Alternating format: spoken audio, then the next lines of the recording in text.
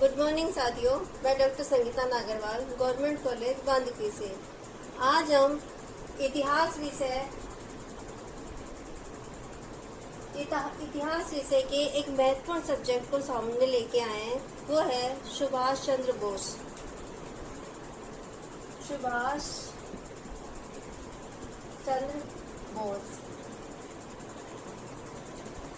देखिए, इनके प्रारंभिक जीवन के बारे में हम पिछले वीडियो में चर्चा कर चुके हैं। आज हम चर्चा करेंगे कि सुभाष चंद्र बोस का भारतीय राजनीति में कैसे प्रवेश हुआ और भारतीय राजनीति में इनकी क्या भूमिका रही। तो देखिए, हम पहले ही बता चुके थे कि सुभाष चंद्र बोस के पिता जानकी नाथ बोस का सपना था कि सुभाष चंद्र बोस ICS की परीक्षा पास करें और इस विषय पर सुभाष चंद्र बोस का अपने पिता से वाद विवाद भी हुआ। अंत में सुभाष ने निर्णय लिया कि वे ICS की परीक्षा में बैठेंगे और ICS की परीक्षा उत्तीर्ण करके दिखाएंगे। और इसी के लिए ICS की परीक्षा उत्तीर्ण करने के लिए वो 1919 में इंग्लैंड चले गए। उन्होंने वहां जाके ICS की परीक्षा पास की और उसमें चौथा स्थान प्राप्त किया। लेकिन यहाँ हम देखेंगे कि सुभाष चंद्र बोस का सरकारी नौकरी करने में कोई इंटरेस्ट नहीं था। उनके विचारों पर स्वामी विवेकानंद और अरविंद घोष के विचारों का बहुत अधिक प्रभाव था, तो वो किसी भी सूरत में ब्रिटिश सरकार की नौकरी नहीं करना चाहते थे और इसीलिए उन्होंने मॉन्टेग्यू को अपना त्याग पत्र दे दिया और वो 16 जुलाई 1921 को 16 जुलाई 1921 को स्वदेश लौट आए। स्वदेश लौटने के बाद सबसे पहले वो 20 जुलाई 1921 को महात्मा गांधी से मिले। इस समय महात्मा गांधी मुंबई के मणि भवन में निवास कर रहे थे। वहीं पर सुभाष बाबू महात्मा गांधी से मिले। यह महात्मा गांधी के साथ सुभाष चंद्र बोस की पहली मुलाकात थी, लेकिन इस मुलाकात रविंद्रनाथ टैगोर की सलाह पर सुभाष बोस ने की, लेकिन इस मुलाकात से सुभाष चंद्र बोस ज्यादा खुश नहीं हुए। उनको गांधी की विचारधारा से नाराजगी हुई और वो गांधी अपनी विचारधारा से सुभाष को प्रभावित नहीं कर पाए। इसके बाद सुभाष चंद्र बोस कलकत्ता चले गए। कलकत्ता जाकर वो दास बाबू से मिले। दास बाबू कौन थे? दास बाबू जो चित्तरंजन दास थे। चित्तरंजन दास को ही दास बाबू के नाम से जाना जाता था। दास बाबू के विचारों से सुभाष बाबू बहुत प्रभावित हुए और उनके सानिध्य में रहकर ही उन्होंने आंदोलन में अपना योगदान दिया। दास बाबू ही सुभाष चंद्र बोस के राजनीतिक गुरु हुए। अब इस समय देखिए असहयोग आंदोलन।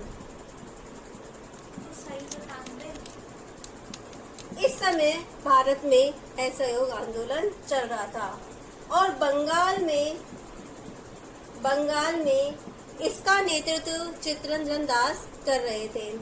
चित्तरंजन दास ने सुभाष चंद्र बोस को रचनात्मक कार्यों में सहयोग देने को कहा और सुभाष चंद्र बोस ने दास बाबू के कहने पर असहयोग आंदोलन में रचनात्मक कार्यों में सहयोग दिया। इसके बाद हम सभी जानते हैं कि असहयोग आंदोलन के समय सभी सरकारी संस्थाओं का बहिष्कार किया जा रहा था और राष्ट्रीय संस्थाओं की स्थापना की जा रही थी। तो इसी क्रम में चित्तरंजन दास ने एक नेशनल कॉलेज की स्थापना की।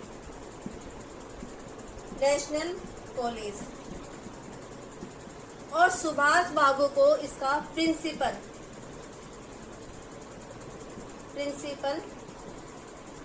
बनाया। लेकिन इसी समय 5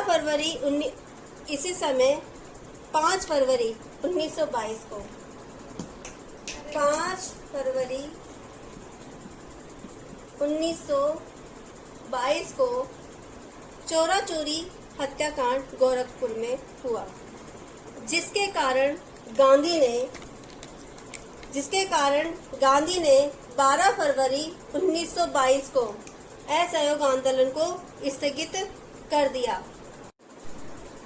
देखिए, इस समय भारत में असहयोग आंदोलन चल रहा था और बंगाल में हम बता चुके हैं कि बंगाल में इसका नेतृत्व चित्तरंजन दास कर रहे थे और चित्तरंजन दास का सहयोग सुभाष बाबू कर रहे थे। लेकिन इसी समय फरवरी 1922 में गोरखपुर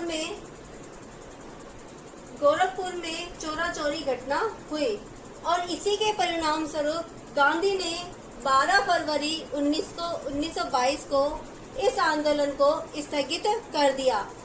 यह वह समय था जब यह आंदोलन अपनी चरम परिणति पे था और लगभग सफलता मिलने ही वाली थी। लेकिन जब एकदम से गांधी ने अचानक इस आंदोलन को स्थगित कर दिया तो भारत के लगभग सभी नेताओं ने गांधी के इन विचारों का विरोध किया, क्योंकि वो नेता नहीं चाहते थे कि इस समय गांधी इस आंदोलन को स्थगित कर दें। तो इसमें सुभाष चंद्र बोस भी प्रमुख थे, जिन्होंने गांधी के इस आंदोलन को बंद करने का विरोध किया। उन्होंने कहा कि गांधी के इस समय आंदोलन को स्थगित करना अनुचित है। उनका कहना था कि डिक्टेटर का हुक्म इस वक्त मान लिया गया, लेकिन कांग्रेस शिविर में नियमित विद्रोह फैल गया, जबकि जनता का जोश उभर रहा था। उस वक्त पीछे हटने का हुक्म देना राष्ट्र के दुर्भाग्य के अलावा कुछ नहीं था। तो यहाँ हम देखेंगे, जब गांधी ने असहयोग आंदोलन स्थगित किया तो कांग्रेस में दो विचारधाराएं हो गई। एक तो गांधी समर्थक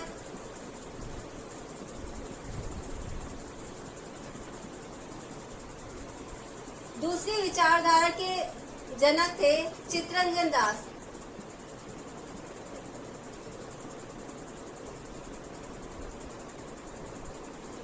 चित्तरंजन दास इस समय चाहते थे कि काउंसिल में रहकर स्वराज्य के लिए मांग की जाए और विधानसभा में चुनाव के माध्यम से प्रवेश पाया जाए, लेकिन गांधी समर्थक ऐसा नहीं चाहते थे।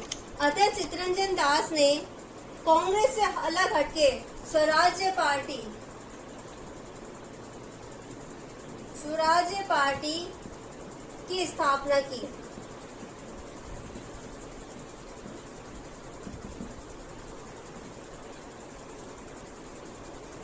स्वराज्य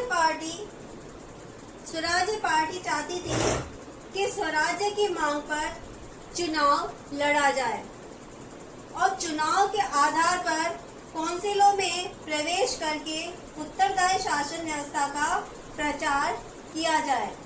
लेकिन कांग्रेस के अन्य सदस्यों ने इस मांग को नहीं माना। दिसंबर 1922 में गया में कांग्रेस का अधिवेशन हुआ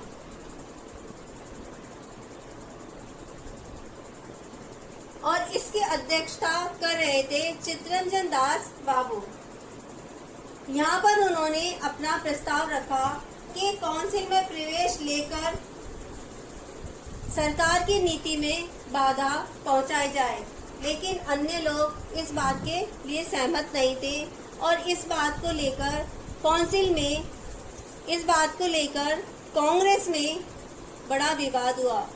और जब चित्तरंजन दास बाबू कांग्रेस के अन्य लोगों को अपने पक्ष में नहीं ला पाए तो उन्होंने कांग्रेस से त्यागपत्र दे दिया और अपनी एक नई पार्टी स्वराज्य पार्टी का गठन किया। इस स्वराज्य पार्टी के संस्थापक चित्तरंजन दास बाबू और मोतीलाल नेहरू दोनों थे। आगे देखिए,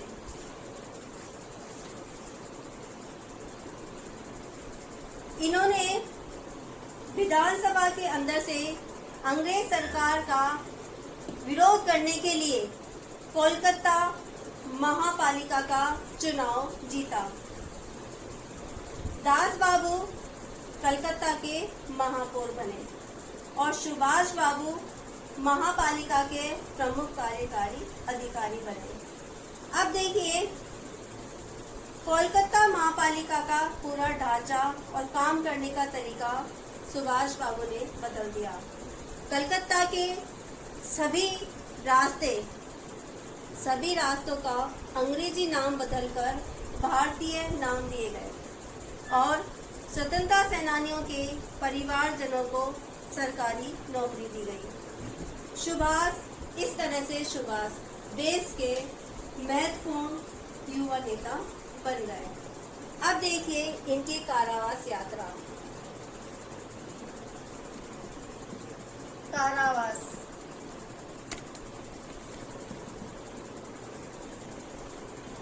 इसी समय लॉर्ड रीडिंग, जो तत्कालीन भारत के वायसराय थे, इन्होंने फरमान नंबर 1 जारी किया 25 अक्टूबर 1924।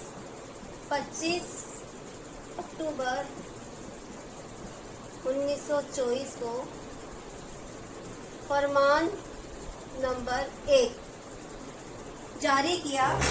इसमें बंगाल के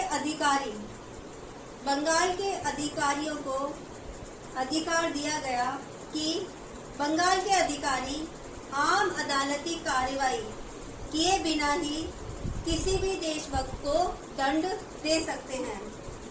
दास बाबू व सुभाष बाबू द्वारा इसका विरोध किया गया।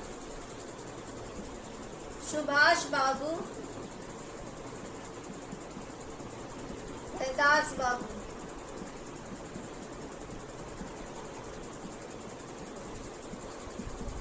विरोध। इसी कारण ब्रिटिश अधिकारियों ने इनको बंदी बना लिया और बंदी बनाकर इन्हें पहले अलीपुर जेल में रखा गया, उसके बाद बरहामपुर जेल में और इसके 2 महीने बाद इन्हें मांडनगढ़ जेल में भेज दिया गया। लेकिन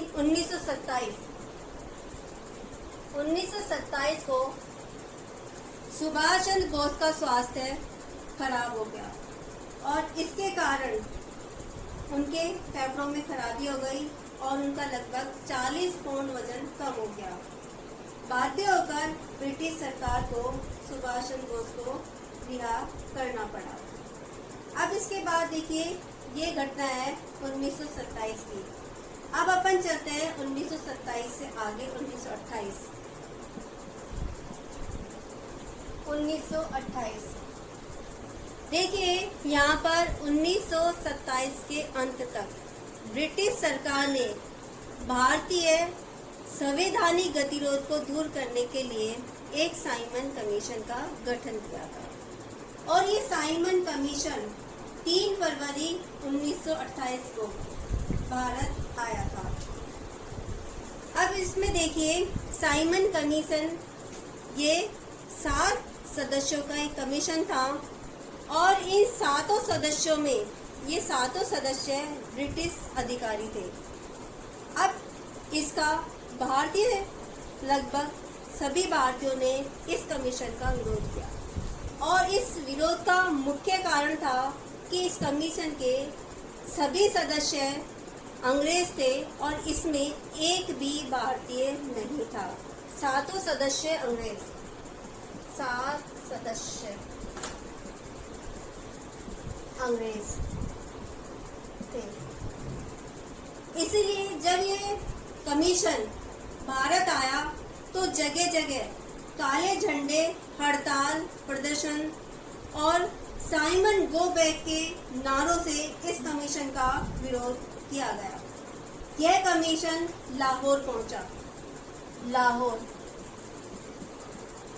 यह कमीशन लाहौर पहुंचा और लाहौर में देखिए, लाला लाजपत राय के नेतृत्व में एक बड़े जुलूस के माध्यम से इस कमीशन का विरोध किया गया। इसी समय सैंडर्स जो एक अंग्रेज थे, इन्होंने इस जुलूस पर लाठी चार्ज किया और इस लाठी चार्ज में सैंडर्स की लाठी लाला लाजपत राय को लगी। लाला लाजपत राय सैंडर्स की लाठी से घायल हो गए और इसके कुछ दिनों बाद ही लाला लाजपत राय की मृत्यु हो गई। तो भारतीय लोग सैंडर्स के इस कृत्य से बहुत अधिक नाराज थे और उन्होंने इसका बदला लेने के लिए क्रांतिकारी, जिसमें भगत सिंह, सुखदेव और राम प्रसाद, इन्होंने लाला लाजपत राय की मौत का बदला लेने के लिए सैंडर्स को मौत के घाट उतार दिया। अब देखिए, कलकत्ता में साइमन कमीशन का विरोध कर रहे थे सुभाष चंद्र बोस। सुभाष चंद्र बोस ने कलकत्ता में इस आंदोलन का नेतृत्व किया। इसके बाद देखिए नेहरू रिपोर्ट। नवंबर 1928 में देखिए, इस समय तक सुभाष बाबू एक युवा नेता के रूप में प्रसिद्धि पा चुके थे और सुभाष चंद्र बोस ने इस समय जवाहरलाल नेहरू के साथ मिलकर युवाओं का एक लीग बनाया और ये लीग था ऑल इंडिया इंडिपेंडेंस लीग और इसकी स्थापना की गई नवंबर 1928 में। अब देखिए, इसके बाद हमने साइमन कमीशन की चर्चा की थी और बताया था कि साइमन कमीशन का विरोध भारत के लगभग सभी हिस्सों में हुआ था। इसके प्रावधान तो बाद में आए, लेकिन इसके गठन को लेकर ही भारत में सब जगह विरोध हो गया था। इस बात से परेशान होकर भारत सचिव ने भारतीयों के समक्ष एक चुनौती रखी। उन्होंने कहा कि अगर भारतीयों में इतना ही दम है तो वो सभी दलों की सहमति से एक संविधान का प्रारूप तैयार करें और ब्रिटिश सरकार इसके संबंध में नरम दिल होकर विचार करेगी। तो भारत सचिव की चुनौती को स्वीकार करते हुए भारतीयों ने एक कमेटी का गठन किया और इस कमेटी का नेतृत्व कर रहे थे मोतीलाल नेहरू और इसके सदस्य थे सुभाष चंद्र बोस। तो देखिए, मोतीलाल नेहरू प्लस सुभाष बोस। अब देखिए, ब्रिटिश सरकार के इस चुनौती को लेकर मोतीलाल नेहरू और सुभाष चंद्र बोस दोनों ने मिलकर एक रिपोर्ट तैयार की और इस रिपोर्ट को नाम दिया गया नेहरू रिपोर्ट। अब इस नेहरू रिपोर्ट में क्या प्रावधान दिए गए थे, ये हमारी चर्चा का विषय नहीं है। हम सिर्फ ये बताना चाह रहे थे कि सुभाष चंद्र बोस का जो बात उस समय या तत्कालीन भारत में जो राजनीतिक घटनाएं घट रही थी, उसमें सुभाष बाबू का क्या योगदान रहा था और किस तरह से वो अपना योगदान देते हुए उनका गांधी से किस तरह से मतभेद हुआ और उनको कांग्रेस से त्यागपत्र देना पड़ा और कांग्रेस से त्यागपत्र देने के बाद उन्होंने क्या किया, उनका अगला कदम क्या रहा, इसकी चर्चा हम अगले वीडियो में करेंगे। नमस्कार।